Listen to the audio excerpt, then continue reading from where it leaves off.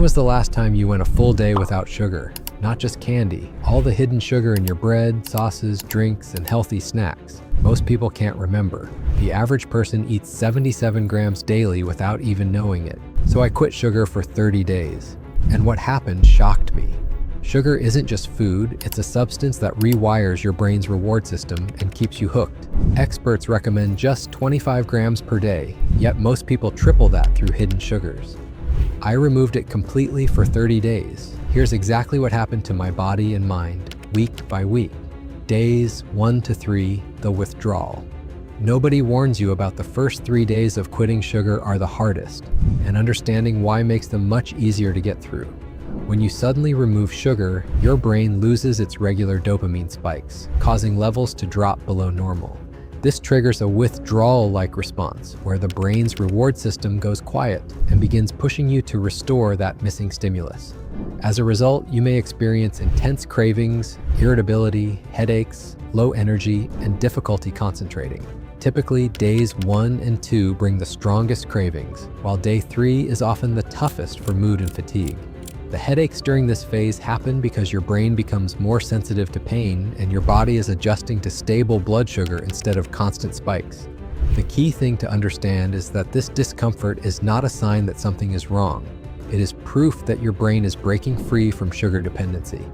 Week 1, blood sugar stabilizes and energy changes.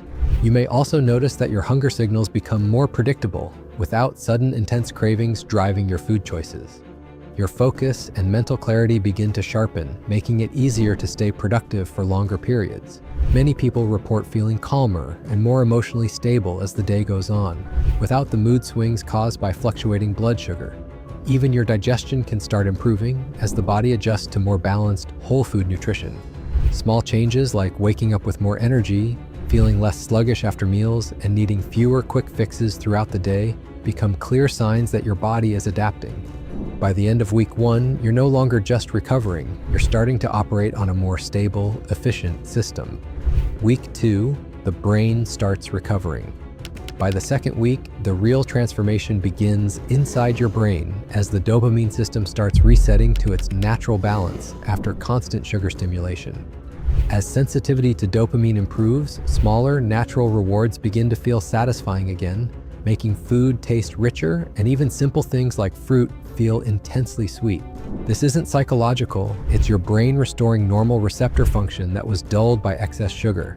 At the same time, the prefrontal cortex, responsible for focus, decision-making, and self-control, begins to function more efficiently as blood sugar stabilizes and inflammation declines. You may notice sharper concentration, better control over cravings, and a calmer, more stable mood throughout the day. Inflammation levels in the body also start dropping, supporting better brain performance and overall health. Mentally, things feel clearer and more controlled rather than reactive, and the constant urge for sugar begins to weaken significantly. You may also experience improved motivation, finding it easier to stick to healthy habits without forcing yourself. Small daily tasks feel less overwhelming, and your ability to stay consistent improves. Emotional stability becomes more noticeable, with fewer mood swings and crashes. By the end of week 2, it starts to feel less like discipline and more like a natural state, where your brain is no longer dependent on sugar to feel good. Week 3, body composition and skin transform. By the third week, the changes are no longer just internal, they start becoming visibly noticeable in ways that go beyond energy and mood. One of the biggest transformations shows up in your skin as sugar-driven glycation begins to slow down, reducing damage to collagen and elastin, which helps restore firmness, smoothness, and overall clarity. Inflammation in the body also drops significantly, leading to fewer breakouts, reduced redness, less puffiness, and a more even skin tone.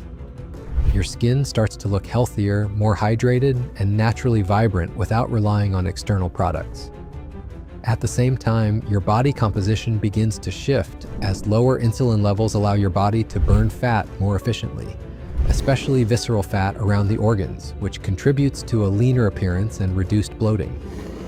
Many people notice their waistline shrinking slightly, their clothes fitting better, and a general feeling of being lighter.